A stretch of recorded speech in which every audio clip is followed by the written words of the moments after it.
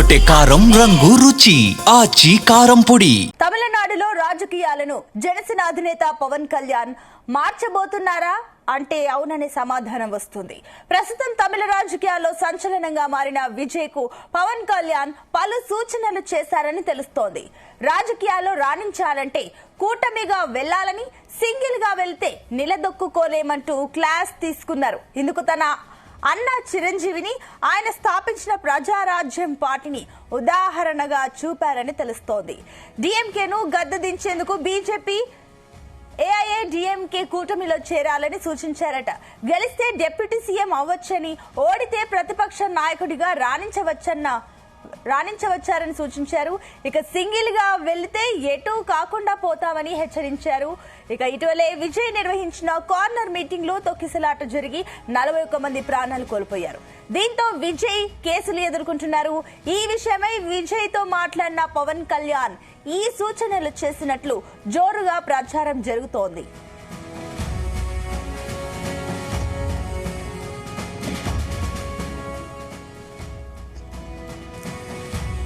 ఇదే అంశానికి సంబంధించి మరిన్ని డీటెయిల్స్ మా చీఫ్ న్యూస్ కోఆర్డినేటర్ రాధాకృష్ణ అందిస్తారు. Radhakrishna, good morning.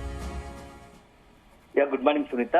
తమిళనాడులో అసెంబ్లీ ఎన్నికలు దగ్గర పడుతున్న వేళ రాజకీయాలు అనూహ్యంగా మారే అవకాశం కనబడతా ఉన్నాయి.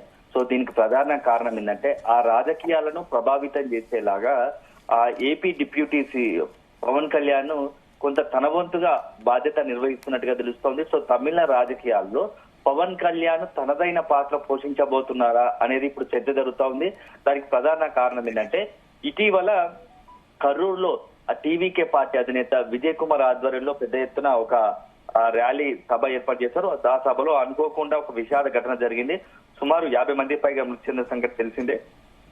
సో ఈ నేపథ్యంలో ఆ ఘటనకు సంబంధించిన పూర్తి వివరాలు తెలుసుకోవడానికి ఆ విజయ్ తో ఫోన్ లో మాట్లాడిన సందర్భంగా AP deputy CM Pawan Kalyan Vijay ని మొత్తం ఆ సంఘటనకు సంబంధించిన విషయాలను ఆరా తీసి అసలు ఏం జరిగింది తెలుసుకునే ప్రయత్నం చేశారు. సో ఆ తర్వాత అతనిపై కేసులు పెట్టడం పైన కూడా కొంత విచారణ ఆవేదన వ్యక్తం చేసి అసలు రాజకీయంగా ఇప్పుడున్న పరిస్థితుల్లో నీవు ఒంటరిగా వెళ్తే బాగుండదు, ఎందుకంటే నీకు అక్కడ ఉన్నటువంటి అభిమానము పెద్ద ఎత్తున ఉన్నారు, యూత్ అభిమానం కలిసి వచ్చిన ఉన్నప్పటికీ దాన్ని ఓటు బ్యాంక్ రూపంలో మలుచుకోవడం అంత ఆషామాషి వ్యవహారం కాదు.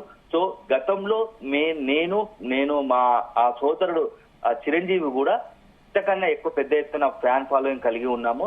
సో అదే సందర్భంలో ఆ ప్రజారాజ్యం పార్టీ పెట్టి అనుకున్న స్థాయిలో రాణించలేకపోయాము. సో ఒక చిన్న నిర్ణయంతో, ఎందుకంటే సొంతగా వెళ్ళడం వల్ల కొంత పార్టీకి నష్టం జరిగింది. అదే సందర్భంలో ఎంత త్వరగా పార్టీ పెట్టామో అంత త్వరగానే ఆ పార్టీని క్లోజ్ చేయాల్సిన పరిస్థితి వచ్చింది. సో అట్లాంటి తప్పిదాలు నువ్వు చేయకూడదు అనేది నీకు ఒక అడ్వైజ్ చేస్తున్నాను. సో ఇప్పుడున్న పరిస్థితుల్లో ఒంటరిగా వెళ్ళడం నీకు మంచి కాదు. రాజకీయంగా నువ్వు భవిష్యత్తులో తమిళనాడుకు ప్రజలకు సేవలు అందించాలనుకున్నా, లేకపోతే భవిష్యత్తు రాజకీయాల్లో సుదీర్ఘకాలం మనగాలనుకుంటే కొన్ని వ్యూహాత్మకంగా అడుగులు వేయాల్సి ఉంటుంది.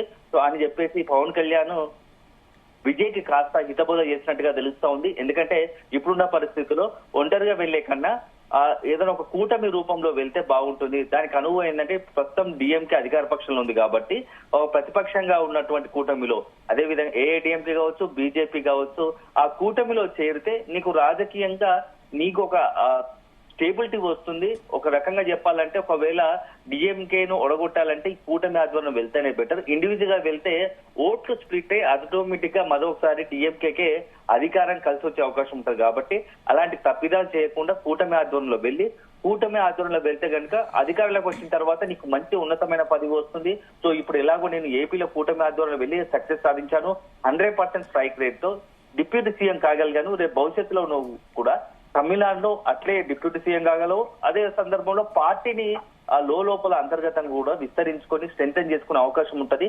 సో ఇప్పుడు అట్లాంటి ఆలోచన చేయి తప్ప ఒంటరిగా వెళ్ళకు అని చెప్పేసి కూడా కొంత ఆ సూచన సలహాలు చేసినట్టుగా తెలుస్తోంది. సో కొంత ఆ పవన్ కళ్యాణ్ మాటల్లో విన్నటువంటి విజయ్ కూడా కాస్త ఈ ఆలోచన పడ్డట్టుగా తెలుస్తోంది. ఎందుకంటే ఇప్పుడున్న పరిస్థితుల్లో తమిళనాడులో రోజుకొక పరిస్థితుల్లో రాజకీయంగా ఆసక్తికరంగా మారుతున్నాయి. ఎందుకంటే చాలా కొద్ది నెలల్లోనే అసెంబ్లీ ఎన్నికలు రాబోతున్నాయి. ఒకవైపు ఇప్పటికే ఏఐడిఎంకే, అదే సందర్భంలో బీజేపీ కూటమిగా ఉన్న తరుణంలో విజయ్ పార్టీ ఒంటరిగా వెళ్తే ఆటోమేటిక్ గా ఏదైతే గవర్నమెంట్ కు ఉన్నట్టు వ్యతిరేకంగా ఉన్నటువంటి ఓటు బ్యాంకు ఖచ్చితంగా స్ప్లిట్ అయి చీలే అవకాశం ఉంటుంది. దానివల్ల డిఎంకే పార్టీకి స్టాలిన్ కి కలిసి వచ్చే అవకాశం ఉంటుందని చెప్పేసి ఒక చర్చ జరుగుతుంది.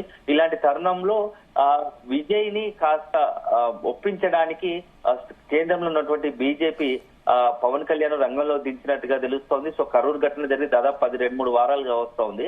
ఆ తర్వాత ఇప్పుడు పవన్ కళ్యాణ్ విజయ్ కి ఫోన్ చేసి మాట్లాడడం వెనుక కొంత బీజేపీ ఇన్ఫ్లుయెన్స్ చేసి ఉంటది. సో పవన్ కళ్యాణ్ రంగంలో దించి తమిళనాడులో మొత్తం పవన్ అదే విధంగా విజయ్ కలిస్తే రాజకీయాలు అనూహ్యంగా మారుతాయి. ఎందుకంటే తమిళనాడులో సినీ గ్లామర్ ప్రభావం ఎక్కువ ఉంటుంది కాబట్టి సో సినీ గ్లామర్ ను వాడుకొని ఇటు పవన్ ను అటు విజయ్ ని ముగ్గురిని కలిపి ఒక రకంగా బీజేపీ అక్కడ ఎట్టి పరిస్థితుల్లో స్టాలిన్ ను ఓడగొట్టి అనే ఒక వ్యూహంతో అడుగులు వేస్తుందని ఒక చర్చ జరుగుతుంది. సో ఇలాంటి తరుణంలో మరి విజయ్ ఏం చేయబోతున్నాడు? ఎందుకంటే ఇప్పటికే కరూరు ఘటనతో విజయ్ చాలా మానసికంగా దెబ్బతిన్నాడని చెప్పేసి ఆ పార్టీ వర్గాలు చెప్తా ఉన్నాయి.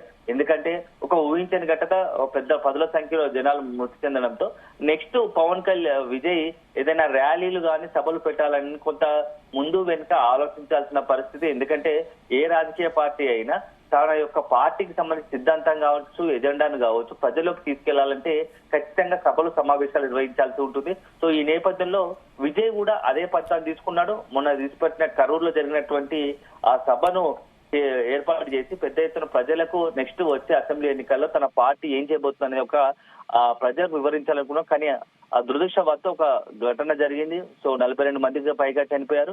ఈ అన్ని నేపథ్యంలో నెక్స్ట్ సభల సమావేశాలు పెట్టాలంటే ఇప్పటికే విజయ్ పైన కేసు నమోదవడం ఒక ఎత్తు అయితే సభల సమావేశాలకు పోలీసులు కూడా అనుమతి ఇచ్చే అవకాశం ఏ మేరకు ఉంటుంది? ఎందుకంటే గతంలో జరిగిన ఘటనను ఆధారంగా చేసుకొని అనుమతి ఇచ్చే అవకాశాలు తక్కువ కాబట్టి ఇవన్నీ బేరీ చేసుకున్నటువంటి విజయ్ కూడా కొంత పవన్ కళ్యాణ్ మాటలతో కొంత ఆలోచన పడినట్టుగా తెలుస్తోంది. సో మరొకసారి వీలుని బట్టి ఆ పవన్ కళ్యాణ్ నేరుగా తమిళనాడు వెళ్ళినప్పుడు విజయ్ తో భేటీ అవుతారని కూడా చర్చ జరుగుతుంది. రానున్న రోజుల్లో త్వరలోనే నవంబర్ మొదటి వారంలో కావచ్చు, లేకుంటే అక్టోబర్ చివరి వారంలో తమిళనాడు పవన్ కళ్యాణ్ వెళ్లి అక్కడ విజయ్ తో భేటీ అయ్యే అవకాశాలు కూడా లేకపోలేదని చెప్పేసి ఇటు జనసేన వర్గాలు కూడా చెప్తా ఉన్నాయి. సో మొత్తంగా తమిళ రాజకీయాల్లో ఇప్పుడు చాలా ఆసక్తికర పరిణామం చోటు చేసుకునే అవకాశాలు కనబడుతూ ఉన్నాయి.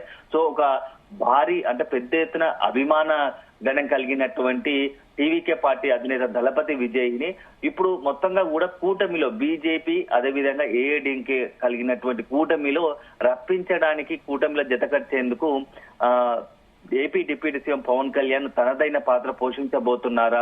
సో కొంత విజయ్ ని ప్రభావితం అవుతోంది. సో అల్టిమేట్ గా రానున్న అసెంబ్లీ ఎన్నికల్లో తమిళనాడులో అనేకమైనటువంటి అనూహ్య పరిణామాలకు అవకాశం కనబడతా ఉంది. ఒకవేళ కనుక నిజంగానే కూటమిలో విజయ్ ఖచ్చితంగా చేరితే మాత్రం ఖచ్చితంగా తమిళనాడు రాజకీయాల్లో ఒక పెద్ద ఎత్తున ఒక పెద్ద సంచలనం మారబోతోంది. అదే జరిగితే మోడీ విజయ్ అదే విధంగా ఏఐడీఎంకే ఇదంతా జయలలిత పెద్ద కాంబో ఒకటి ఏర్పడితే స్టాలిన్ కు కాస్త పొలిటికల్ గా ఇబ్బందికర పరిస్థితి ఏర్పడే అవకాశం ఉంది. సో ఒక రకంగా తమిళనాడులో ఖచ్చితంగా డి అంటే డి అనే ఒక వాతావరణం ఉంటుంది. అదే జరిగితే విజయం ఎవరి వైపు ఉంటుందో కూడా ప్రజలు ఎవరిని ఆదరిస్తారనేది కూడా కొంత ఆసక్తికరంగా మారింది. ఒకవేళ కనుక కూటమిని కనుక ప్రజలు అక్కడ ఆదరిస్తే కూటమికి విజయం అందిస్తే మాత్రం విజయ్ అత్యంత కీలకమైన పదవిలో ఉండబోతాడు. ఈ పరిస్థితులను బట్టి ఒకవేళ కనుక విజయ్ ఎక్కువ సీట్లు గెలుపొందితే విజయ్ సీఎం కూడా అయ్యే అవకాశాలు లేకపోలేదు. సో ఆ వైపుగా కూడా తమిళనాడులో విజయ్ పార్టీకి కేంద్రం ఆధ్వర్యంలో బీజేపీ ఆధ్వర్యంలోని మోడీ కావచ్చు, అమిత్ షా పెద్దలు ఇద్దరు కూడా విజయ్ కి అలాంటి అవకాశం కూడా అలాంటి హామీ కూడా ఇచ్చే అవకాశం ఉంది. సో ఈ నేపథ్యంలో మొదటి దశగా ఫస్ట్ పవన్ కళ్యాణ్ తో విజయ్ కి సూచనాప్రాయంగా తమ అభిప్రాయాన్ని కేంద్రం బీజేపీ ఆధ్వర్యంలోని బీజేపీ పార్టీ తమ అభిప్రాయాన్ని పవన్ కళ్యాణ్ తో చెప్పించినట్టుగా తెలుస్తోంది. సో ఈ నేపథ్యంలో ఇప్పుడు తాజాగా పవన్ కళ్యాణ్ విజయ్ కి కాస్త క్లాస్ తీసుకొని ఇట్లాంటివి వెళ్తే బాగుంటుంది. ఎందుకంటే ఈయన చాలా మరొక ఆసక్తికర పరిణామం ఏంటంటే ఆ విజయ్ కి ఎక్స్ప్లెయిన్ చేసిన విధానంలో విజయ్ కి చెప్పే సందర్భంలో ఏకంగా ఆ ప్రజారాజ్యం పార్టీకి సంబంధించి ప్రస్తావన తీసుకురావడం ఇప్పుడు సంచలనంగా మారుతుంది. ఏంటంటే చిరంజీవి ప్రజారాజ్యం పార్టీ అభిమానులను ఉద్దేశించి అభిమానులను దృష్టిలో పెట్టి అంటే ఓ రకంగా సక్సెస్ కాలేకపోయాడు రాజకీయ పార్టీ పెట్టి అని చెప్పేసి చెప్పుకుంటూ వచ్చాడు. సో చిరంజీవి ఫెయిల్యూర్ చెప్పుకుంటాడు. అదే సందర్భంలో తాను కూడా దశాబ్దాల కాలంగా పార్టీ పెట్టినప్పటికీ మొన్న లాస్ట్ టైము మొత్తంగా పార్టీ ఓటమి పాలైంది. ఒకే ఒక్క ఎమ్మెల్యే గెలిచాడు. ఆ ఎమ్మెల్యేను కూడా అధికార పార్టీ ఎవరున్నారో అధికార పార్టీలోకి తీసుకున్నారు. సో రేపు నీ పరిస్థితి కూడా అలా కాకూడదంటే ముందే రీసెంట్ గా రాజకీయ పార్టీ పెట్టావు. సో నిజంగానే నీ సభలకు సమావేశాలకు పెద్ద ఎత్తున జనం వస్తున్నారు. ఆ తమిళనాడు రాజకీయాల్లో కొంత వ్యాక్యూమ్ ఉంది కొత్త రాజకీయ పార్టీకి. సో దీన్ని సద్వినియోగపరుచుకొని ఆ ప్రజలకు, తమిళనాడు ప్రజలకు మరింత నీ పార్టీకి సంబంధించి ఎజెండా సిద్ధాంతాన్ని అదేవిధంగా తమిళనాడు ప్రజలకు సేవ చేయాలనుకుంటున్నాము. సో ఇది కరెక్ట్ గా మనం వేసే అడుగు చాలా కొంత ఆలస్యమైన ఆచితూచి వ్యవహరించాలి, ఆచితూచి వేయాలని చెప్పేసి పవన్ కళ్యాణ్ విజయ్ కి దిశానిర్దేశం చేసినట్టుగా తెలుస్తోంది. సో ఈ నేపథ్యంలో మరి విజయ్ పవన్ కళ్యాణ్ మాటలను ఏ మేరకు పరిగణలోకి తీసుకుంటారు? నిజంగానే పవన్ చెప్పినట్టు విజయ్ కూటమిలో చేరుతారా, లేదంటే పట్టించుకోకుండా తనకు ఉన్నటువంటి అవకాశాల మేరకు సొంతగానే ఇటు ఏఐడిఎంకే అదే సందర్భంగా డిఎంకేను మొత్తంగా కూడా ఢీ కొడతారా అనేది మాత్రం చాలా కొద్ది రోజులు తేలబోతోంది. కాకపోతే మనకు అందుతున్న సమాచారం ప్రకారం పవన్ కళ్యాణ్ మరొకసారి తమిళనాడుకు వెళ్లి విజయ్ తో ప్రత్యేకంగా భేటీ అవుతారని తెలుస్తోంది. సో అక్టోబర్ చివరిలో కావచ్చు, లేకపోతే నవంబర్ మొదటి వారంలోనే ఈ యొక్క పవన్ కళ్యాణ్ విజయ్ల భేటీ ఉండబోతోంది. ఆ భేటీతోనే అనేక అంశాలకు ఒక క్లారిటీ, ఒక స్పష్టత ఇచ్చే అవకాశం కనబడతా ఉంది Sunitha. Right Radhakrishna, thank you.